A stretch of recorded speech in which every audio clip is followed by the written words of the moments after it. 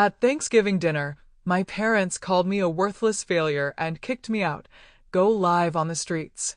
They had no idea I make $25 million a year, so I just smiled and walked away.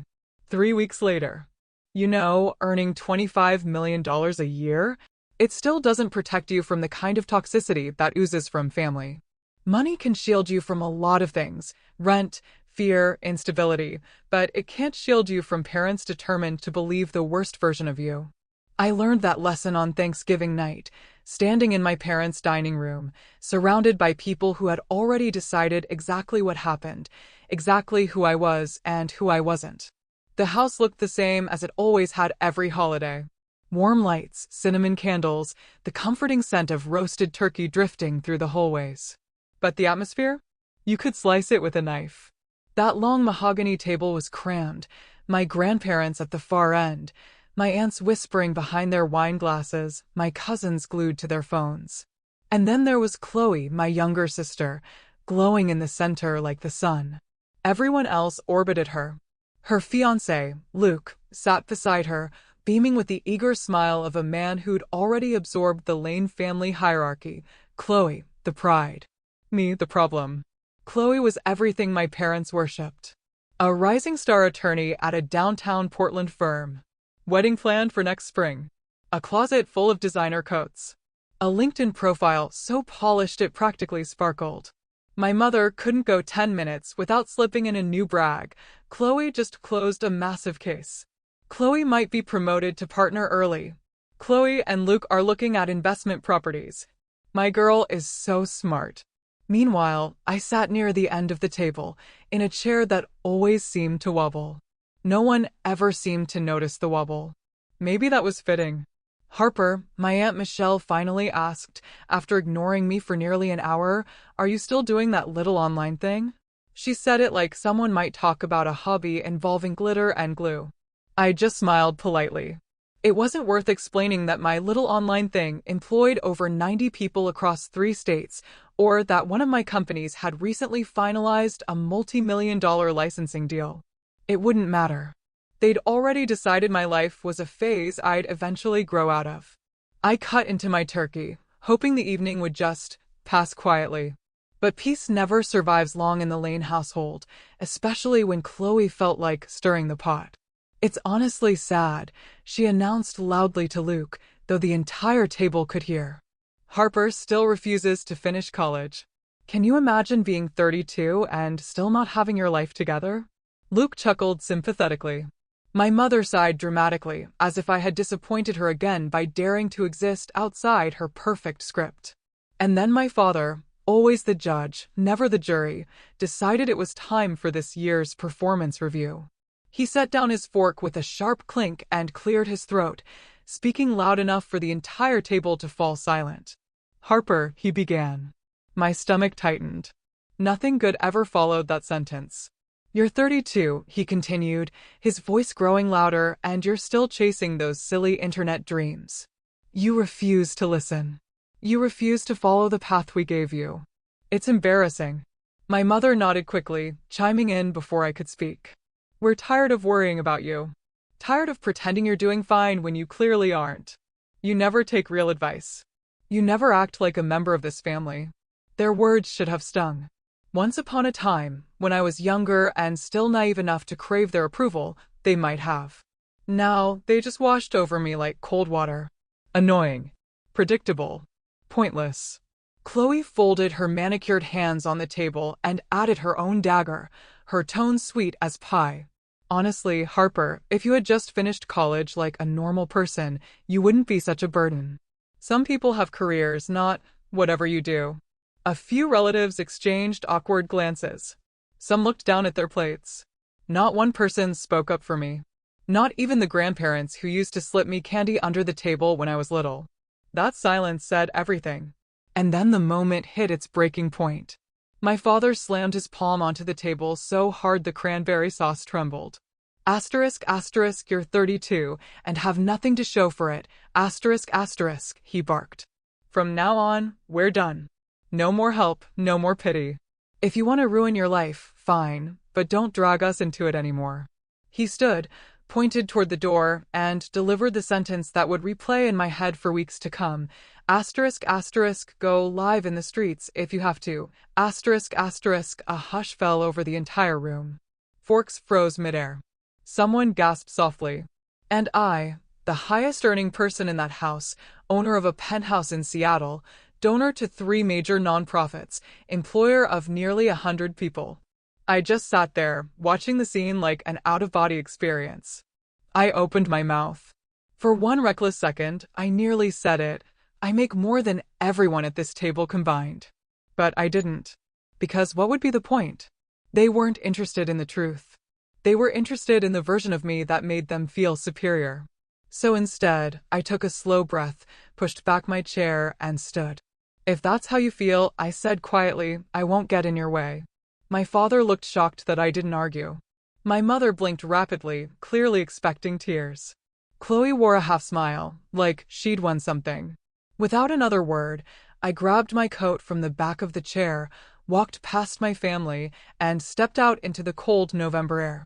The wind cut through my sweater, but it felt cleaner than anything inside that house. As I walked down the driveway toward my car, I whispered the truth only to myself. They have no idea I make $25 million a year. I opened the door, climbed inside, and started the engine. If you grow up hearing the same story about yourself over and over again, eventually you start to wonder whether it's really your story or a script someone forced into your hands long before you understood what any of it meant. Driving away from my parents' house that Thanksgiving night, the cold seeping through my coat, it hit me how deeply that script had been carved into my life. Their outburst wasn't new. Their disappointment wasn't new. Their humiliation wasn't new. It had been building for years, layer by layer, comment by comment, expectation by expectation, until it became the only language my family knew how to speak to me. So, I guess we need to go back. Back to where the Lane family image first started strangling the Lane family reality. Back to when I was 16 and still naive enough to believe families were supposed to feel like safety, not a performance.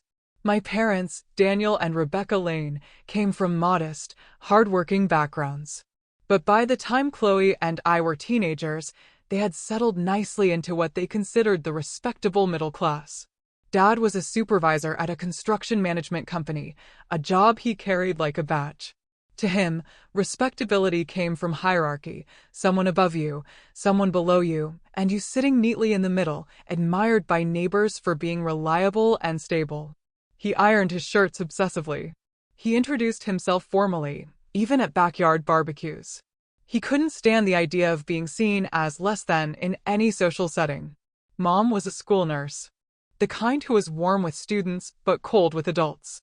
She had one guiding question in life, the same one she repeated like a prayer. What will people think? Not, what do you want? Not, what makes you happy? Only, what will people think? Her entire existence revolved around avoiding any potential stain on the family image. Reputation wasn't just important to her, it was her oxygen. And then there was Chloe. Perfect, polished Chloe. 2 years younger than me, but always positioned miles ahead. She had private violin lessons, a personal math tutor, dance classes, leadership camps, summer trips abroad. Whatever she touched, my parents treated like destiny. She attended an expensive private school for children with potential. And every dollar spent on her came with a breathless compliment from Mom. She's so poised. She's so mature. She's going places. Dad loved bragging about her GPA to anyone who would listen, even strangers at the grocery store checkout. Chloe was prom queen her junior year. President of the debate team. Took photos that always landed perfectly on her Instagram feed. She never broke rules, not because she was inherently good, but because approval was her favorite currency.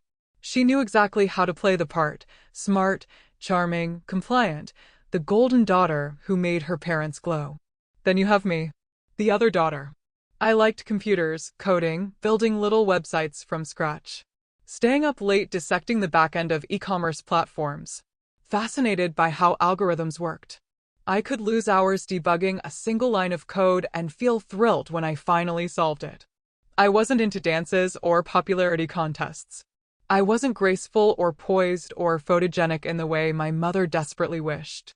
I liked quiet. I liked being alone. To my parents, that meant I was odd. Antisocial. Not a people person. They said it like a diagnosis. When I started helping small businesses make money online at 16, building web pages, designing email automations, testing ad copy, my parents didn't see talent. They saw a phase, a quirk, something I'd grow out of once I stopped being difficult. Meanwhile, everything Chloe did was applauded as if she'd invented gravity. I still remember the dinner when she'd gotten a 97 on a biology test. My mother toasted her with sparkling cider like she'd been accepted to Harvard Medical School. The same night, I tried to share that a client had paid me $200 for a website redesign. My father didn't even look up from his plate. "Don't brag," Mom said sharply. "It's tacky." But Chloe's brag? That's different. Different. Everything was always different for Chloe. The turning point, the moment my family decided who I would be for the rest of my life, came during my second year of college. I had gotten into a business program, mostly because my parents insisted college was the only path to respectability. I tried. I really did. But lectures felt like cages. And the more I learned about theoretical business models, the more I wanted to build something real instead of just studying it in a fluorescent-lit classroom. During sophomore year, I took a leap. One of my online projects suddenly took off. An e-commerce automation tool I'd built from scratch. I was making more money than most of my professors. I felt alive for the first time in years. So, I made the decision that changed everything. I dropped out. I can still see my parents' faces the night I told them. My father went red first, his anger always rose like a slow boil. My mother went pale, her hands trembling the way they only did when she imagined herself being judged by someone else. Asterisk, asterisk, you're throwing your life away for some silly.com fad. Asterisk, asterisk, Dad snapped, pacing the kitchen as if he needed room for his disappointment to stretch. Asterisk, asterisk, do you know how ridiculous this looks? Do you know what people will say? Asterisk, asterisk, Mom didn't yell, but her voice was sharper than his. Harper, why can't you just be normal? Chloe follows the plan. She works hard. She respects her family. Why can't you be more like her? That was the moment I became the family embarrassment. And from that day forward, every holiday dinner followed the same script.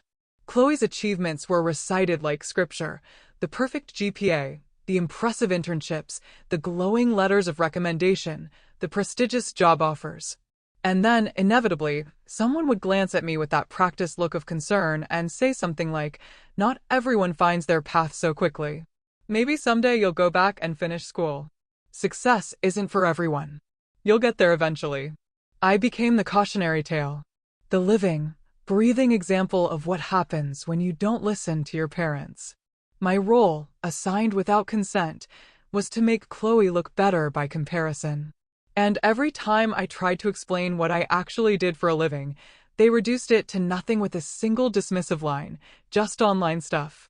When I was 18, standing at a bus stop with nothing but a laptop that overheated every 2 hours and a stubborn belief that the internet could change my life, long before it changed anyone else's mind, I dropped out of college.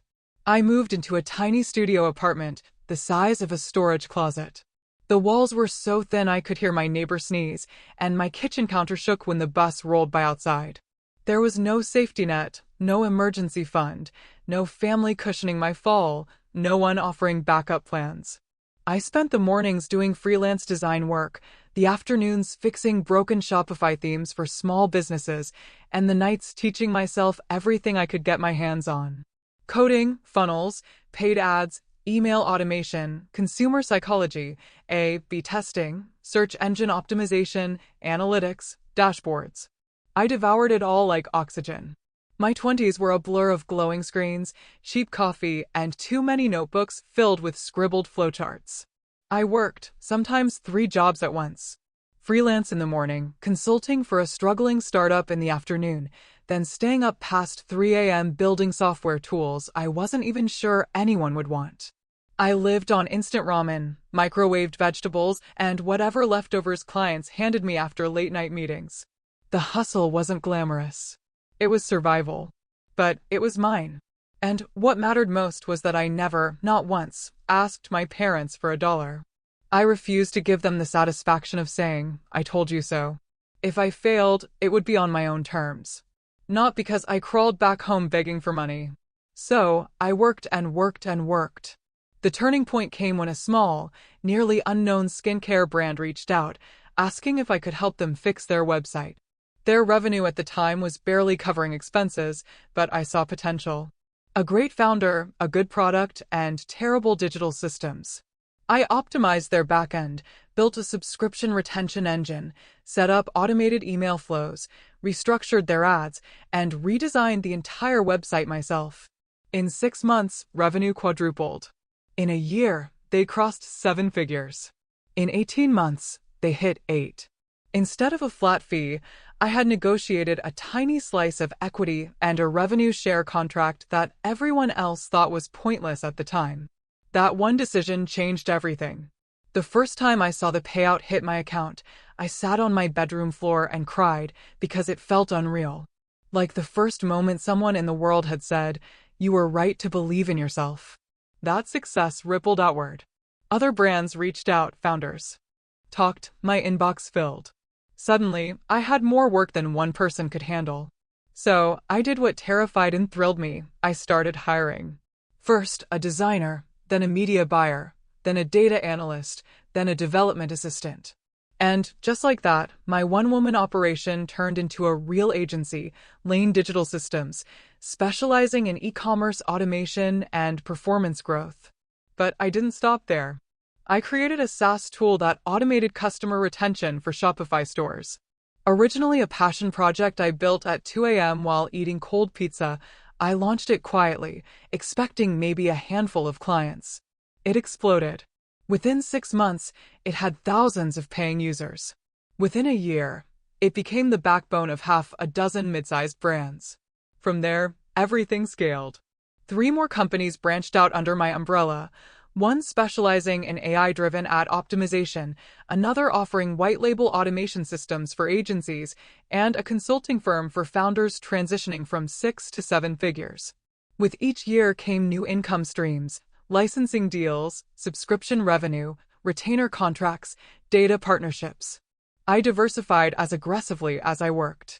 By the time I turned 30, Lane Systems had grown into a quiet empire that no one outside my clients, partners, and employees really knew existed. I built it intentionally that way, under the radar, private, controlled.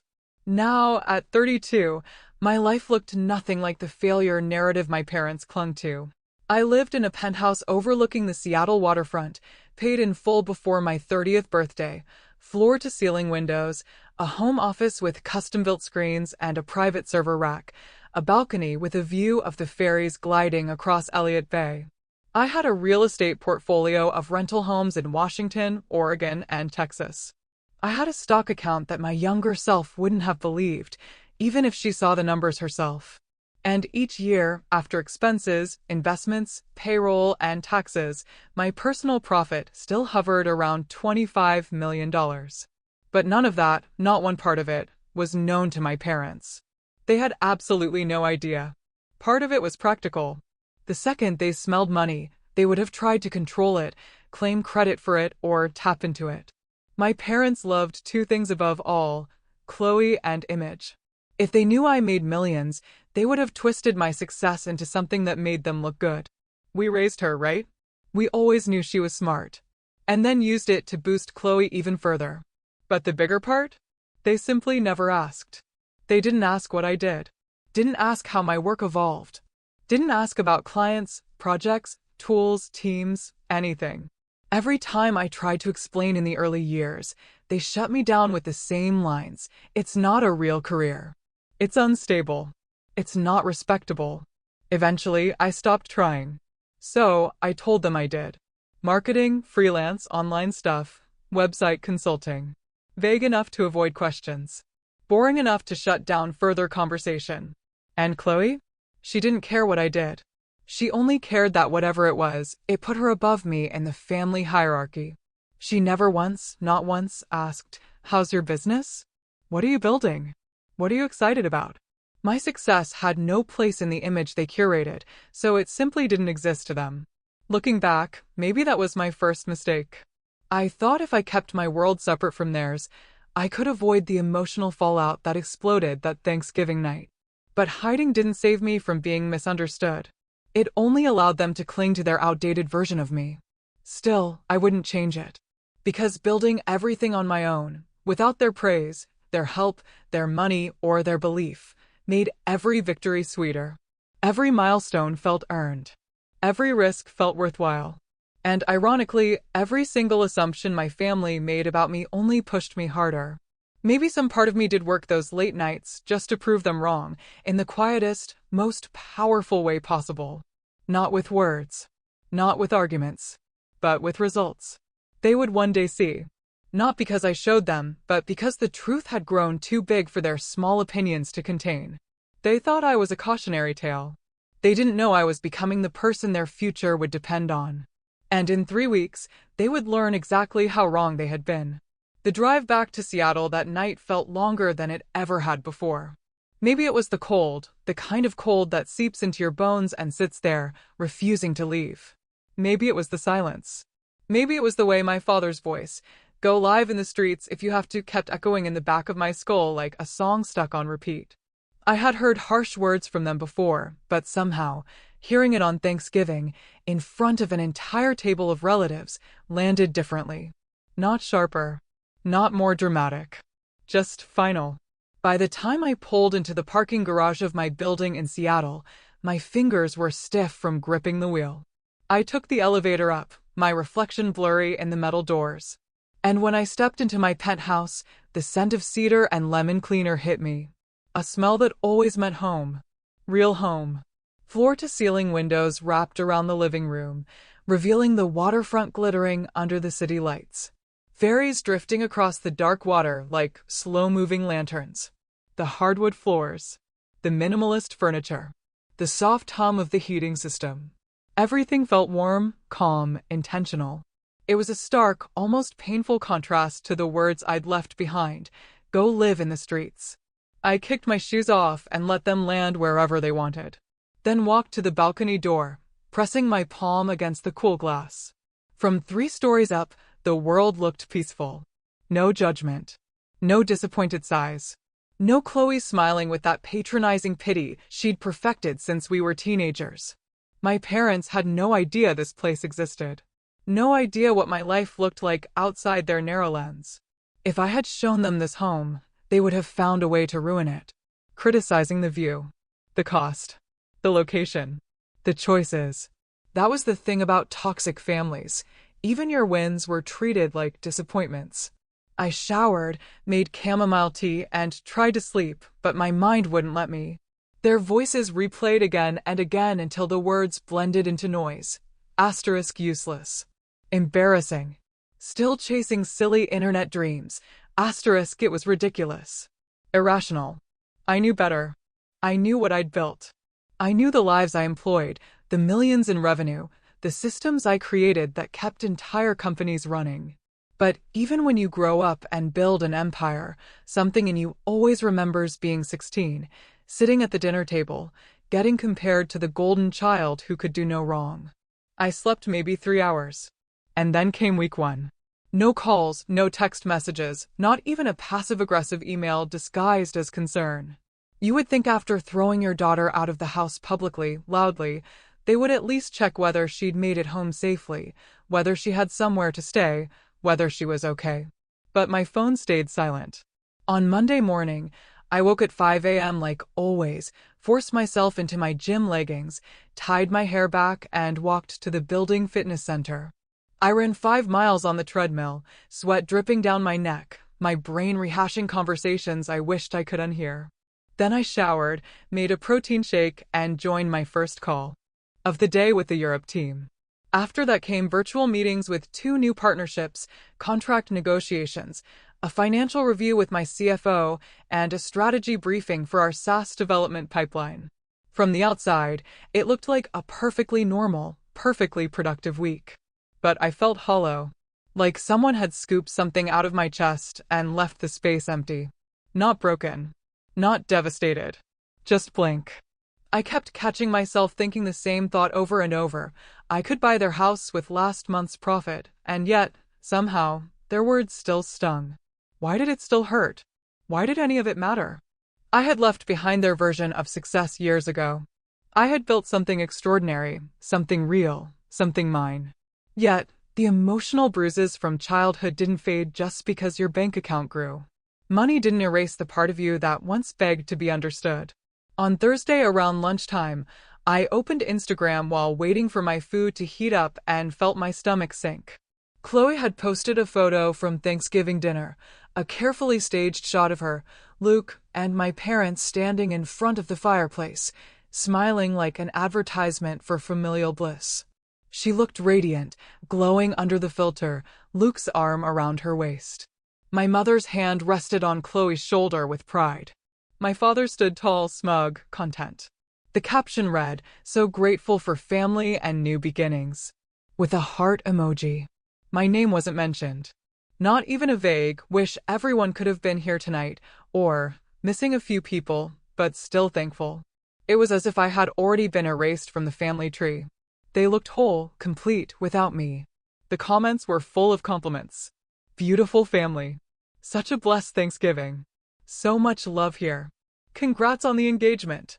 I turned off my phone. That night, while brushing my teeth, memories pushed themselves to the front of my mind like unwelcome guests. Other holidays. Other dinners. Other nights where the message had been the same, just delivered softer. Like the Christmas when Chloe got the big guest room and I got the sofa. Asterisk, because you don't mind, right, Harper? Chloe needs good rest for her college interviews. Asterisk, or the Easter when my aunt tried to set me up with her neighbor's son because, asterisk, you really need someone stable in your life. Asterisk. Or the 4th of July barbecue when another cousin asked me with the same gentle condescension I'd heard my entire life. Asterisk, so, when will you get a real job? Something, respectable? Asterisk, even the seating arrangements told a story. Chloe always sat in the best spots, in the center, where the family could admire her. I always ended up on the folding chair at the corner next to the pantry door. I used to think it was coincidence. Now, I wasn't so sure. Pattern, it was all a pattern. And now, Thanksgiving had simply been the loudest repetition of what had already been whispered for years. By the way, if you're still with me, make sure to hit that subscribe button. Trust me, more unbelievable stories are coming, and you won't want to miss them. On Saturday afternoon, I found myself standing by the window, staring out at the water again. Cargo ships moved slowly across Puget Sound, sunlight catching on their hulls. I realized then that what I was feeling wasn't heartbreak. It wasn't shock. It was recognition. They hadn't changed. They'd never changed. What happened at Thanksgiving wasn't a break from the norm. It was the norm, just sharpened and magnified. The same dynamic. The same script. The same hierarchy. Chloe shining at the center. Me pushed to the edges, judged for refusing to follow their blueprint. But for the first time, instead of trying to fit their mold, I understood something far more important. Week 2 didn't begin with anger. It began with disbelief. The kind of stunned, quiet disbelief you feel when you realize that, even after everything, your family isn't done hurting you. You think the worst moment was the night they told you to go live in the streets. But somehow, the real damage doesn't come from the shouting. It comes from the stories they tell about you afterward, when you're not there to defend yourself. It was early Monday morning when my phone buzzed while I was reviewing a proposal from one of our European partners. The message came from Megan, my cousin on my mom's side. One of the only people in the family who treated me like a real human being rather than a cautionary tale. Megan was 2 years younger than me, a graphic designer living in Portland, and she had a habit of sending texts like tiny emotional temperature checks. Her message read, "Hey, just checking. Are you okay?" I heard something weird. I replied, "Define weird." 3 dots pulsed, disappeared, then came back again. "Your mom told everyone at church you're couch surfing with friends in Seattle because your little online project failed." I stared at the message for a long time, feeling a strange mix of amusement and pain twist in my chest. Asterisk couch surfing. Failed project. Asterisk of course. It wasn't enough that they kicked me out. They needed a story that made them look like the benevolent, heartbroken parents who had tried everything. I typed back, I have 4 bedrooms and no couch surfers, but good to know. Megan sent back a supportive curse word, then added, I'm sorry. They're making you sound like some lost stray. It's gross. I thanked her, but the truth was, the sting landed deeper than I expected. Because it wasn't new. This was how my family operated. When faced with something uncomfortable, they rewrote reality until they became the heroes, and I became the problem. Over the next few days, more pieces of their narrative trickled in through people who cared enough to warn me. Apparently, my mother had stood in the middle of her church group, one of those weekly circles filled with women who traded prayer requests and gossip with the same breath, and sighed heavily as she painted a portrait of her wayward, stubborn daughter. Harper refuses to accept help. She'd said with a trembling voice, as if she were the victim of a daughter's cruelty rather than the perpetrator of a lifetime of emotional erasure. She's lost. She keeps chasing these online schemes. We had no choice but to let her fall so she can learn. Let her fall, as if they hadn't shoved me first. By Wednesday evening, Megan sent another update. A photo snapped discreetly from behind a row of chairs.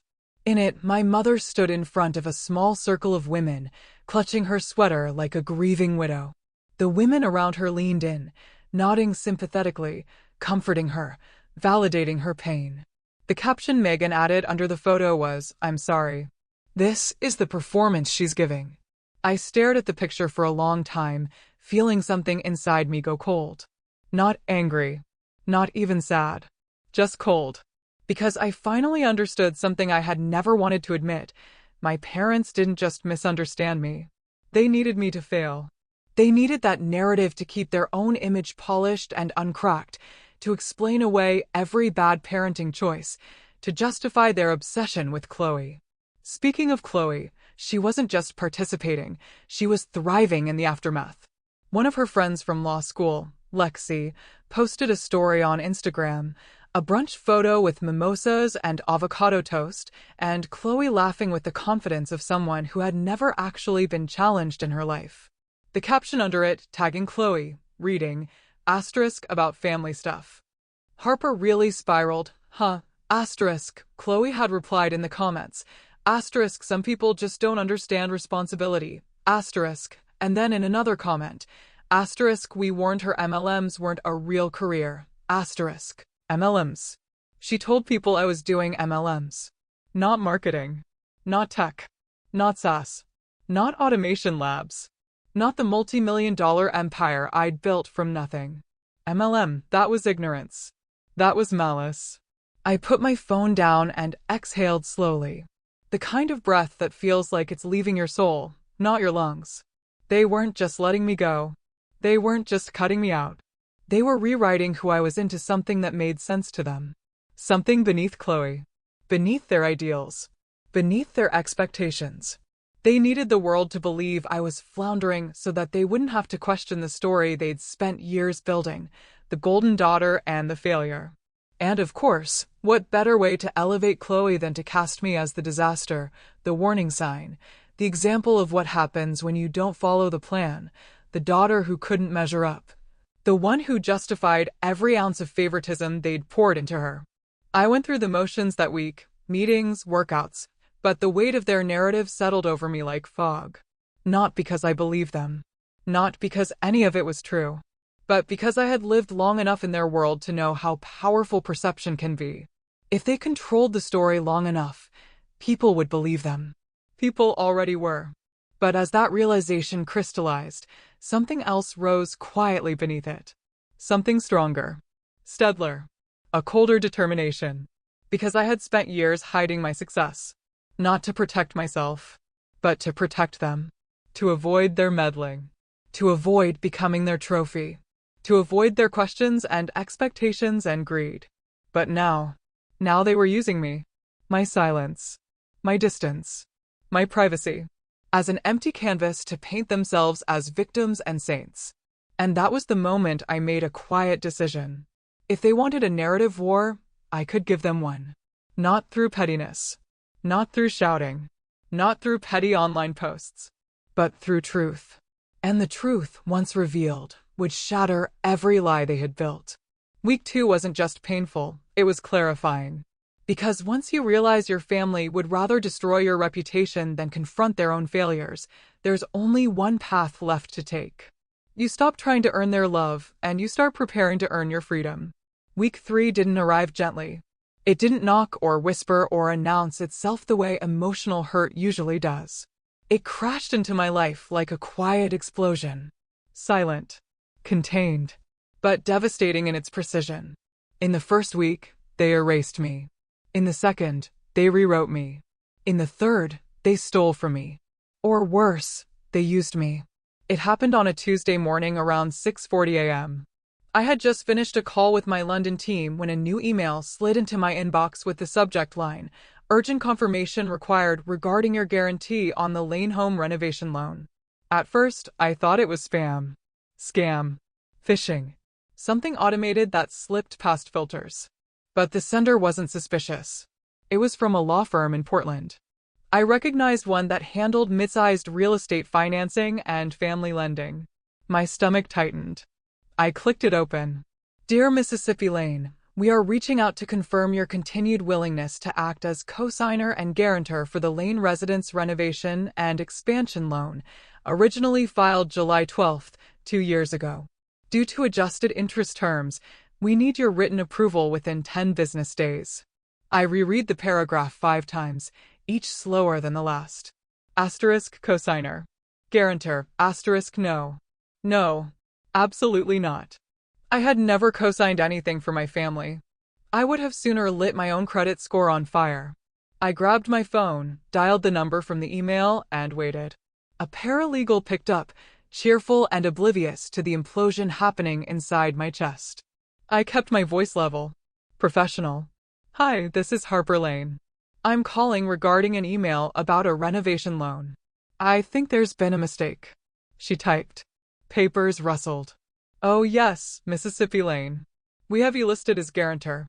Let me pull up the original documents." I paced toward the window as she searched. My pulse thudded in my throat. When she returned, her tone was confident. Prepared. Final. "Yes, here it is." The loan was approved with 3 signatures: Daniel Lane, Rebecca Lane, and you as guarantor. Amount: $380,000. My hand tightened around the phone. I never signed anything. A pause. Then the sound of pages flipping. "Well, the paperwork is here.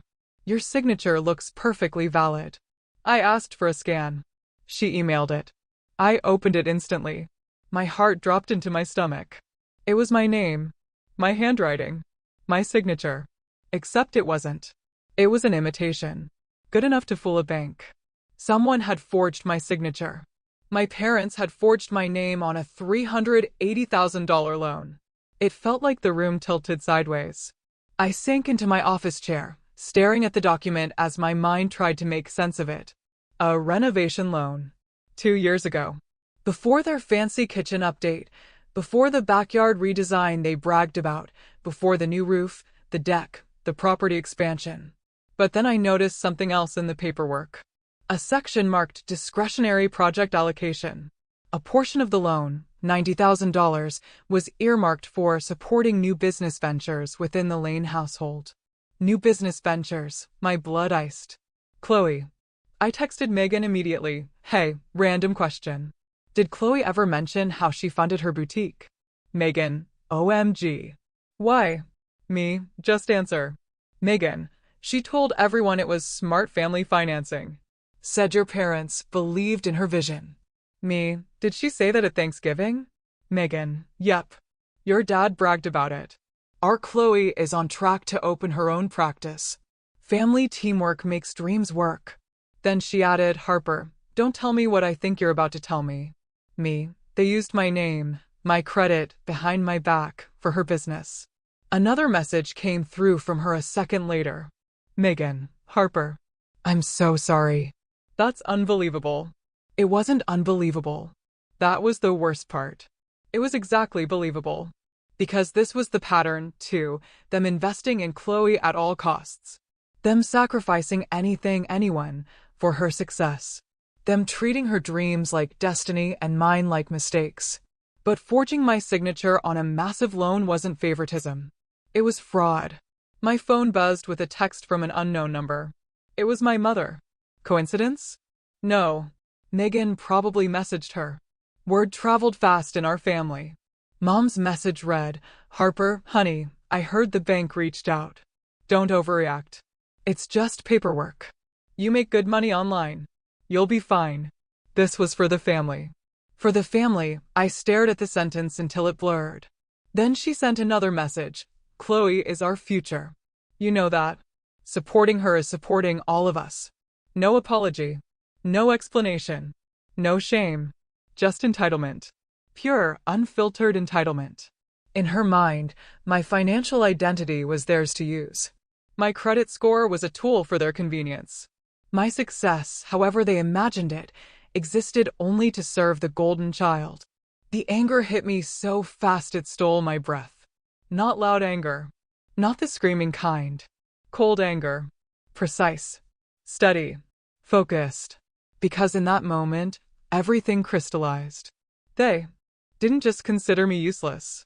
They didn't just erase me. They didn't just lie about me. They used me. Used my name. Used my stability. Used my financial credibility without my permission to secure a loan that benefited Chloe. Not me. They stole from my future to fuel hers. And the worst part? They genuinely believed they were entitled to do it. That was the snap. The exact moment something in me hardened. Not because of the loan. Not because of the debt. Not because of the betrayal. But because I finally saw them clearly.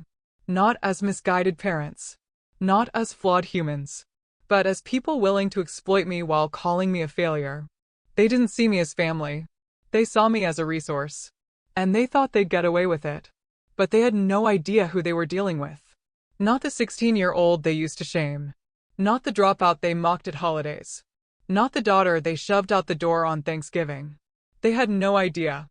None. What a woman earning $25 million a year could do when pushed. Week 3 didn't break me. It forged me. And what came next? That would break them. The night I discovered the forged loan, Seattle felt different.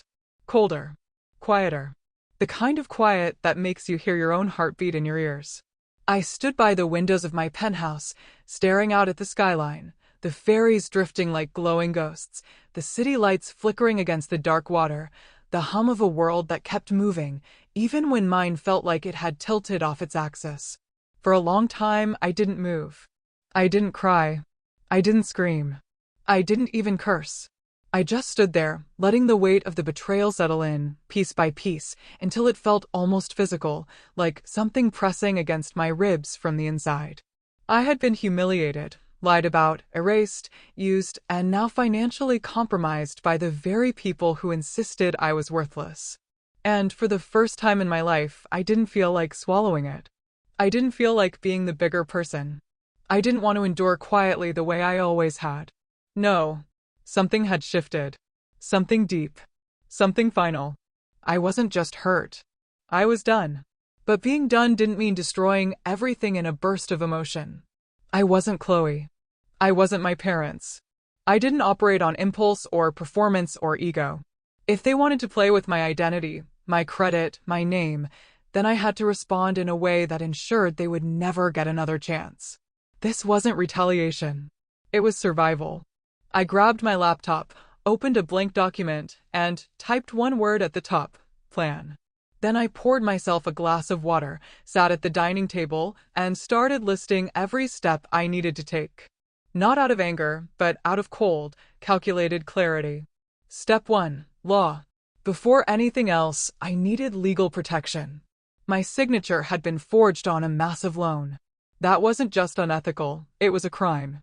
The next morning, I contacted a high-profile attorney I'd worked with on corporate contracts.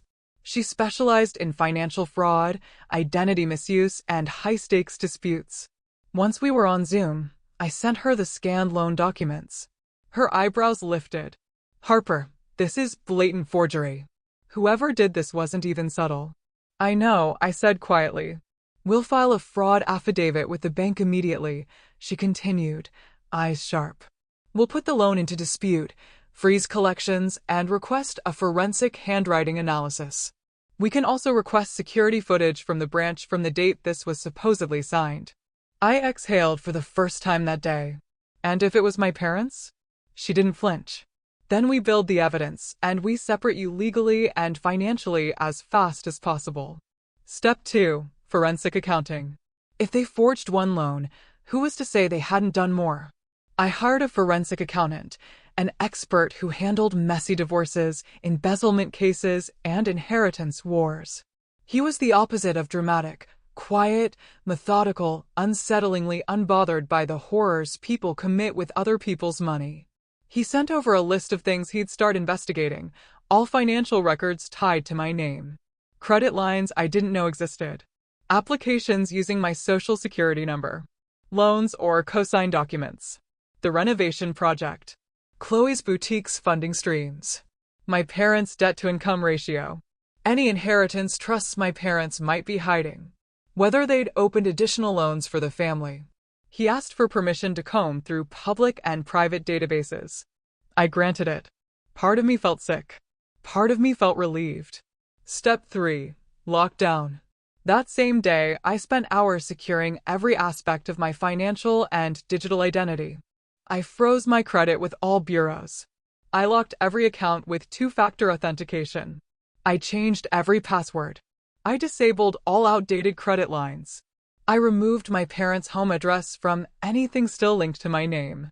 I notified my CPA to reroute all business tax documents to a secure vault. I even requested a legal name variation alert to prevent someone from using a misspelled version of my name. By the time I finished, my entire financial existence was fortified. No one could use me again. Not even by accident. Step 4. Not revenge. Revenge is emotional. Information is strategic. I didn't want to destroy my family. I wasn't plotting to ruin anyone's life. I wasn't trying to hurt them the way they had hurt me. But I needed the truth, and I needed to be prepared. Because if they were willing to forge my name once, they'd do it again. And if they were willing to steal from me to lift Chloe up, there was no telling how far they'd go. That night, sitting alone at my table, staring at the lights flickering across the water, I felt the ache of betrayal. Not because I wanted revenge. Because I finally understood. I had spent years trying to keep the peace with people who were comfortable setting me on fire. And I was done burning for their comfort. I wasn't planning war. I was planning escape. A clean, permanent disentanglement from the people who saw me as a tool. But if they forced a war, then I was going to win. Not with rage, but with evidence, strategy, timing, and the truth. I closed my laptop, leaned back, and whispered to the empty room, "They already set the house on fire. I'm just making sure I don't burn with it." And that was the moment the long game began. Week 4 didn't feel like recovery. It felt like ignition. Like something inside me finally clicked into place, sharp and certain, after years of being sanded down to fit a narrative that was never mine. Once the legal work was in motion and the forensic accountant began peeling back layers of my family's finances, something unexpected washed over me: focus. Not the frantic, survival-focused intensity of my early 20s. Not the numb productivity of week 1. But a deeper, cleaner, more powerful focus. The kind you get when you stop apologizing for your existence. I dove back into work with a clarity I hadn't felt in months, maybe years. I woke up at 4:05 a.m. instead of 5. I beat the sunrise to the gym. I hit my stride before my team even logged on. It felt like I'd shed a skin I didn't realize I'd been trapped in. The pain of the third week sharpened something in me, honed it, stripped away the last pieces of hesitation. Harper rebuilds her power, but quietly. Within days, I was deep into expansion plans I had previously put on hold. Not because I wasn't ready, but because I had been distracted by the fantasy that one day my family would see me differently. Not anymore. I greenlit the opening of a satellite office in New York to cater to our East Coast clients. At the same time, my operations lead in Austin finalized a lease for a second hub, an innovation studio focusing on AI integrations for retail automation. It had been an idea sitting in my notebook for months, waiting for the right time. Apparently, betrayal creates perfect timing. Within 2 weeks, we secured a partnership with a major retail conglomerate, a deal worth 8 figures over 3 years. I flew out to their headquarters, walked into a glass boardroom overlooking the city, and met founders nervous to present to me. They didn't know about my family drama. They didn't need to. They saw competence, strategy, execution. The version of me my parents refused to see. Recognition. But on my terms. Success attracts attention. The same week the retail deal became official, I was invited to appear on a top-tier podcast for women in tech and entrepreneurship. The host, a well-respected figure in Silicon Valley, asked questions no one in my family had ever asked me. How did you stay disciplined in your early 20s? What would you tell younger women who are underestimated? What's the biggest misconception people have about your field? Misconception, easy. That it's not real until someone else deems it legitimate. She nodded with quiet understanding. Then came a feature request from a major business magazine. They wanted to spotlight under 35 female founders who had built multi-million-dollar companies quietly, without venture capital. I accepted, but with one condition: no mention of my family. No names. No backstory that tied me to them. My achievements didn't belong to them, and I wasn't going to give them the satisfaction of writing my newfound visibility. Then, the investigator's report dropped. It arrived on a Friday night, a folder of PDFs, spreadsheets, asset breakdowns, and reconstructed financial histories. I poured a cup of tea, sat on my couch, and opened the first file, and then the next, and then the next. With every page, my jaw tightened. My parents were drowning. Their renovation loan was months behind schedule. The interest was snowballing. Their house, the one they kicked me out of, was listed as collateral. Dad's business, Lane Home Remodeling, had been bleeding money for over a year. Bookings were down. Suppliers unpaid. Tools aging. Contracts falling through. They were 3, maybe 4 months from default. And then there was Chloe. Her boutique. Her practice. Her pride. Her statement to the world.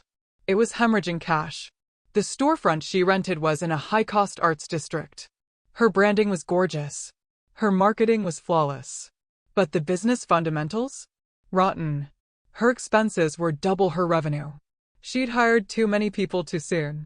She was behind on payroll, behind on taxes, behind on everything. And worst of all, a massive portion of the renovation loan tied to my forged signature had been quietly funneled into Chloe's failing business. The investigator included screenshots and bank traces. It wasn't incompetence. It wasn't an accident. It was deliberate. They were using my name, my financial identity, to prop up the golden child's collapsing dream. I didn't cry, didn't shake, didn't rage. I felt nothing at first. Then something else rose. A sharp, clean, dangerous clarity. The opportunity arrives. On Sunday morning, I received an email from a private equity firm I had invested with the previous year, a group specializing in acquiring distressed properties and failing small businesses. They wanted to offer me a first look at a new acquisition list before it went to public bidding. I opened the document. My heart stopped.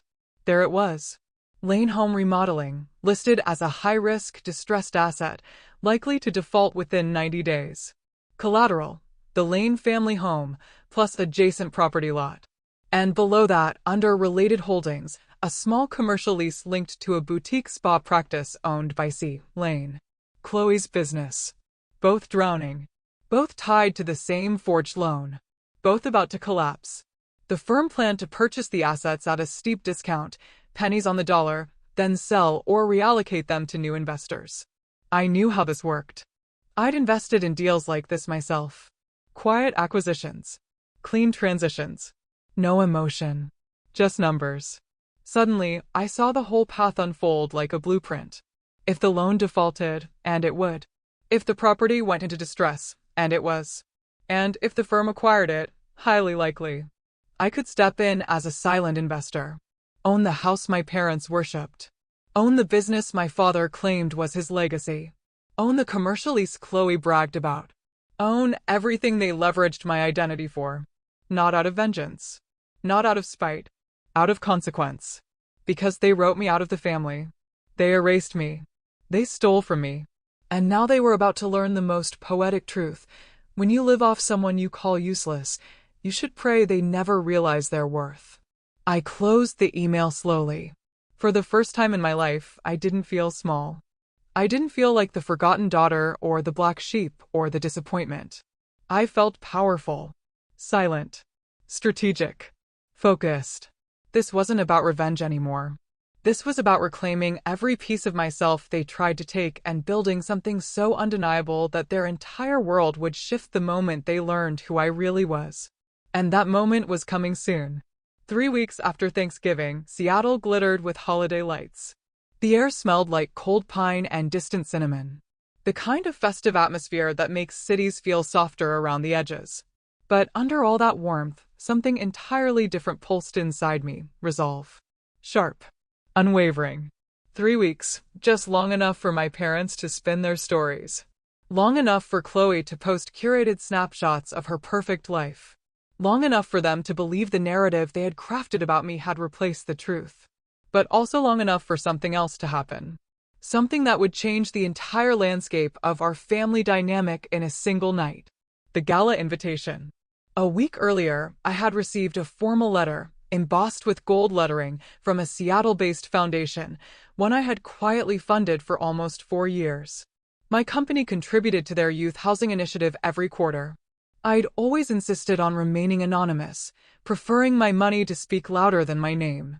But this year, the foundation president wanted to honor one donor in particular, someone who had given enough to build 2 new housing complexes for homeless youth and fund a scholarship pipeline for teens interested in tech.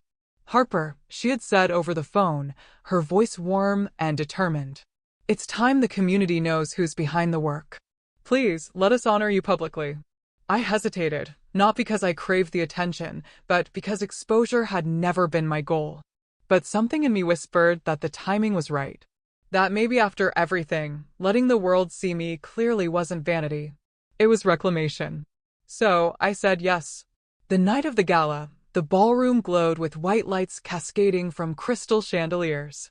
Tables were draped in navy velvet. The air was filled with the soft murmur of Seattle's business elite, donors, volunteers, and city officials. I arrived in a dark emerald gown, hair swept back, makeup subtle but intentional. I looked like a version of myself my family had never bothered to imagine. Put together. Powerful. Unapologetically present. As I handed my coat to the attendant, I scanned the room. That's when I saw them. My parents. My mother in her pearl necklace, my father with his stiff posture that screamed self-importance. Chloe wrapped in a sequined dress, clinging to Luke's arm like a designer handbag. They stood near a table of their church group, laughing softly, drinking complimentary champagne, taking in the grandeur of an event they clearly felt honored to be invited to. They hadn't seen me yet, and they certainly had no idea why I was here. The announcement. An hour into the event, the lights dimmed slightly as the MC stepped onto the stage. The crowd quieted. My heart thudded against my ribs. Not from nerves, but from anticipation. The MC smiled, scanning the room. Tonight, she began, we want to honor someone extraordinary. A ripple of polite interest moved through the crowd. A donor who has quietly funded some of our most impactful programs, someone whose success in tech, automation, and e-commerce has made it possible to house over 140 young people in the past 2 years. I watched my parents shift.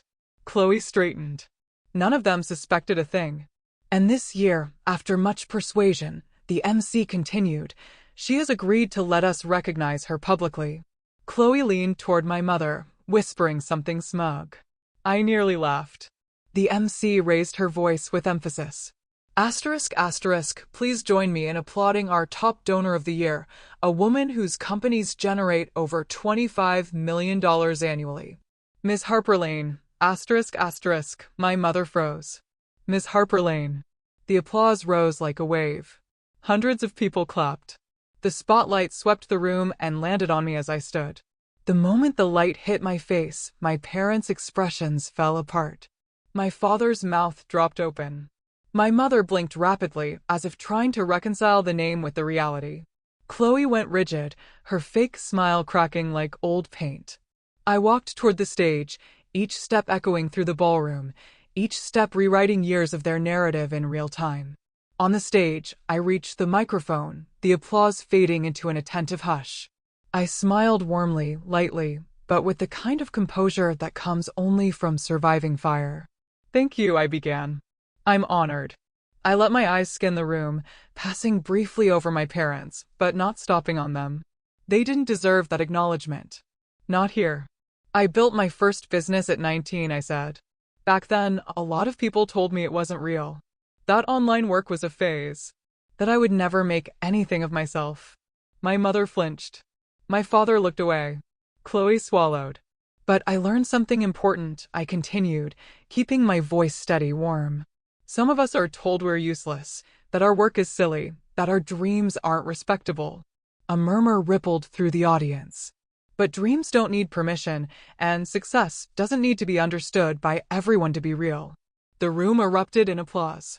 My parents stayed frozen, their expressions a mixture of disbelief and suffocating realization. Chloe smiled tightly, as if trying to pretend she wasn't internally collapsing.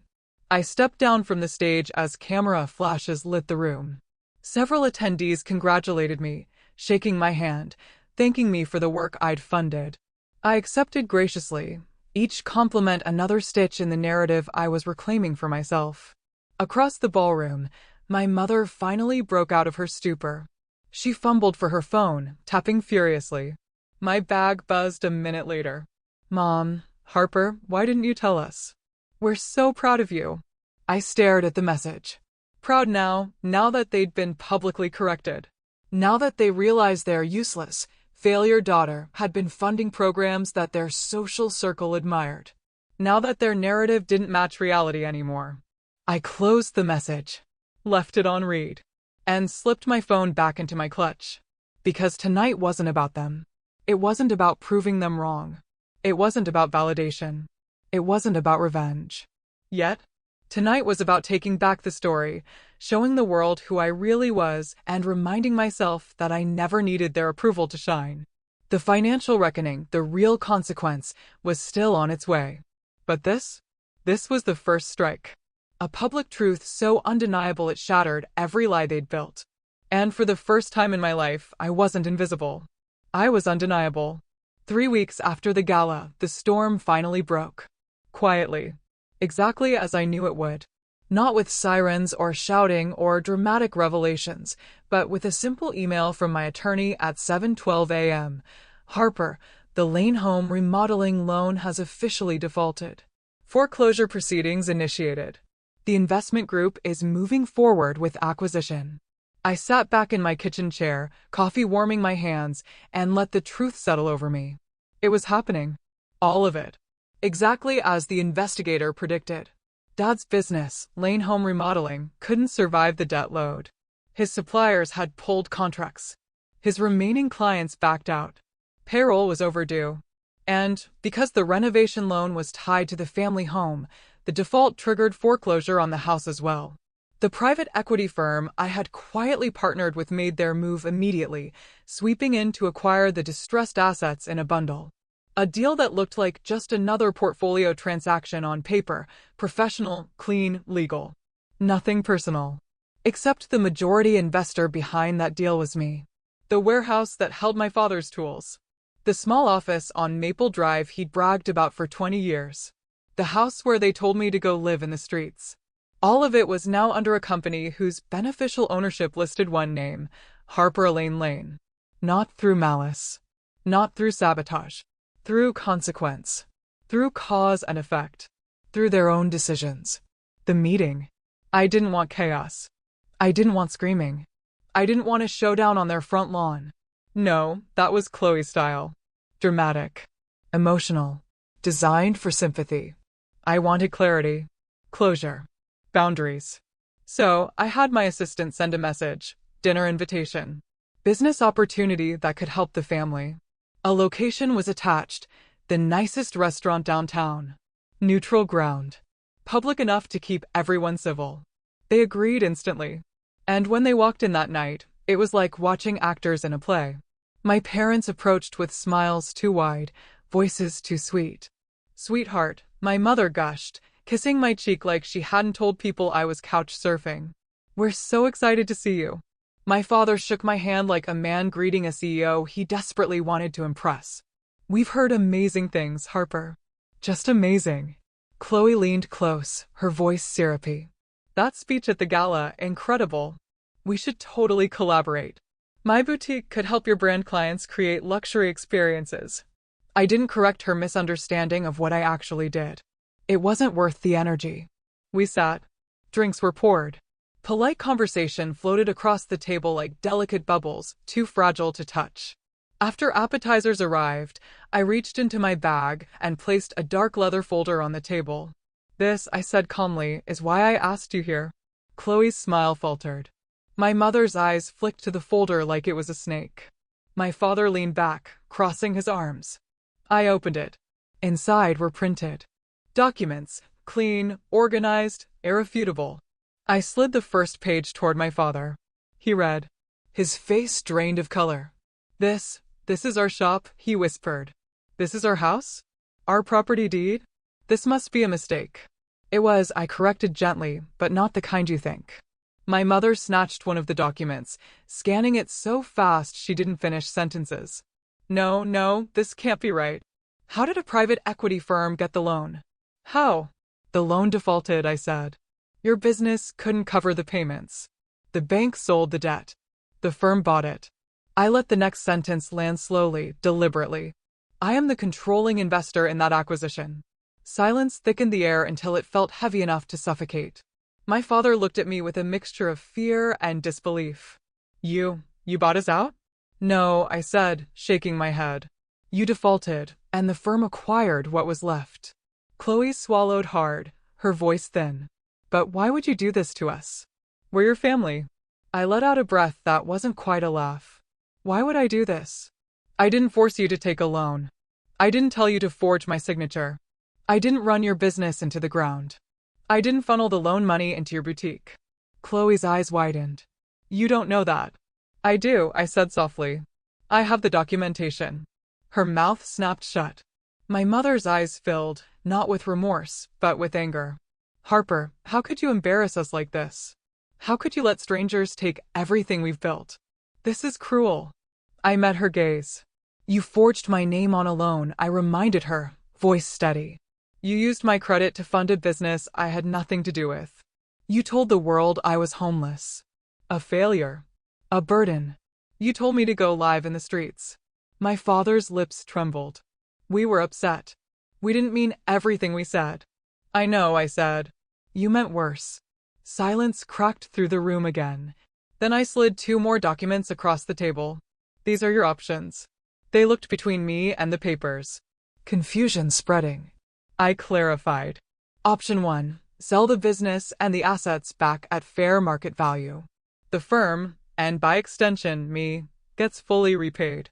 You walk away clean. We go our separate ways permanently." My mother stiffened.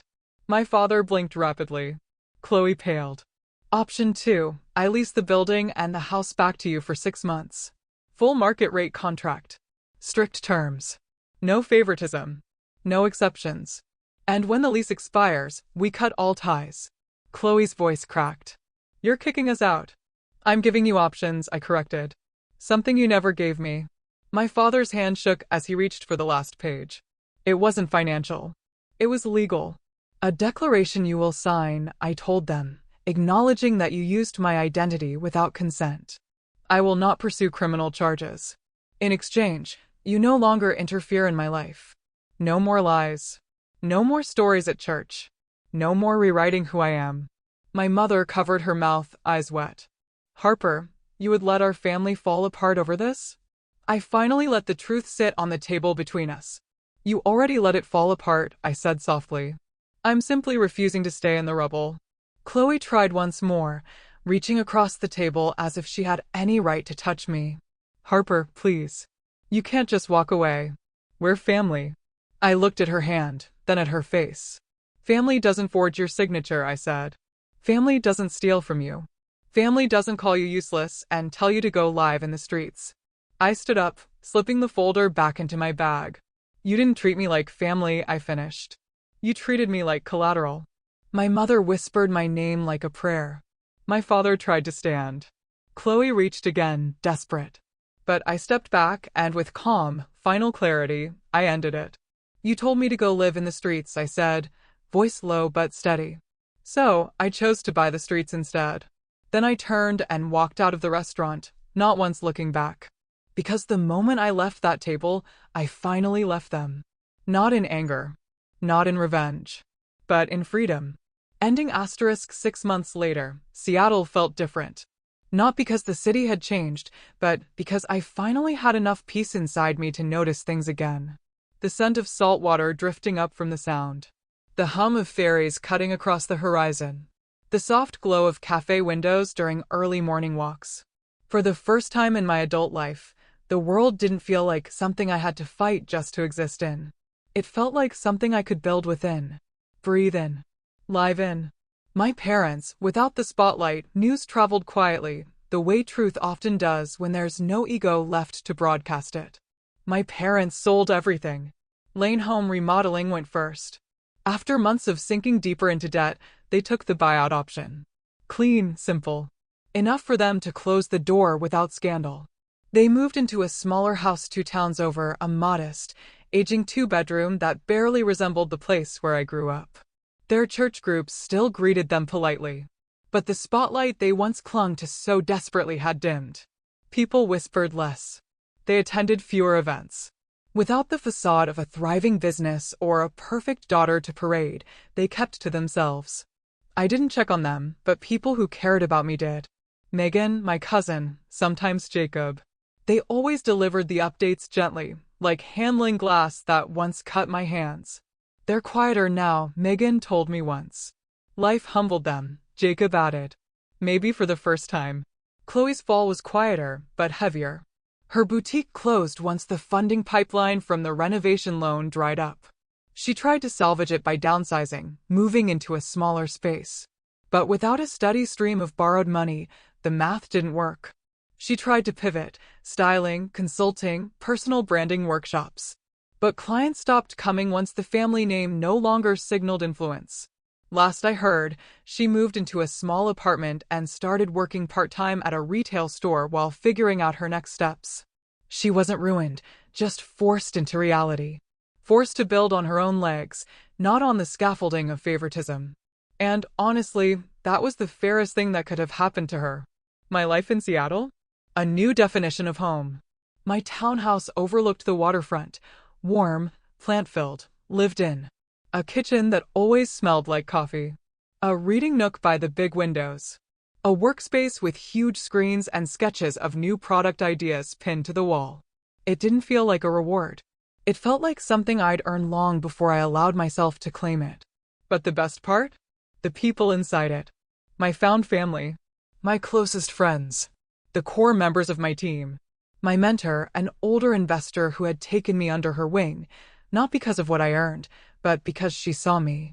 And the neighbors, the retired artist downstairs who brought homemade soup when she knew I was working late, the couple next door who invited me to their Sunday brunches, the barista who knew my order without asking. None of them cared who my family was. None of them used me as a cautionary tale or a prop. They just saw me, giving back, the way no one gave to me. I found myself drawn to young founders, especially the ones who had been dismissed by their families.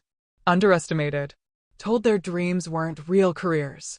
I became a mentor in a quiet, structured way, not to replace what I had lost, but to become who I needed when I was 20. Then I funded a scholarship program, small at first, designed for students cut off financially because they didn't follow the traditional path: coding, entrepreneurship, design, e-commerce, fields where unconventional kids thrive. Every time I signed a document for a new grant, I felt a piece of my younger self straighten her shoulders. "You're not wrong," she whispered. "You were never wrong." Friendsgiving. A table where I finally belonged. That November, I hosted Friendsgiving for the first time. It wasn't planned to be emotional. I just wanted people I loved around a table with good food and warm lights. But when everyone arrived, Jacob with his homemade pie, my mentor with a stack of handwritten cards, my team members with laughter and loud energy, I felt something shift in my chest. A fullness I had never felt at the Lane family table. Halfway through dessert, someone asked quietly, "Do you ever miss them?" The room fell silent. I thought about it honestly, took my time. Sometimes, I admitted, swirling my glass gently. I miss the idea of them. A few nods around the table. But I don't miss the version of myself I had to be around them. I don't miss being told my life doesn't count. The table seemed to exhale. A shared understanding. A shared release. Walking through what I built. A few weeks later, I walked through the commercial block that had once held my father's remodeling shop. The building had new tenants now, small businesses run by people hungry to create something real. A bakery. A design studio. A small fitness space. The economic life blooming there didn't belong to the Lanes anymore, but it didn't belong to me either. It belonged to people building something from scratch. Honestly. Ethically. Passionately. I smiled, letting the winter air brush against my face. They wanted me to live in the streets, I thought. Instead, I invested in them, the final truth. Healing didn't come from revenge. It didn't come from buying businesses or turning tables or walking away victorious. Healing came from finally standing in a life I built without apology. A life not measured by their approval. A life that didn't rise or fall on their validation. A life where I finally stepped out of the line they forced me into. Because the truth is this, I didn't just survive being thrown out. I stepped out and built a life where their opinion doesn't pay the bills, doesn't define my worth, and definitely doesn't decide where I get to call home. CTA*, tell me what you think in the comments below. Have you ever had to draw a line with family to protect your own peace and future? What did you do? I really want to know.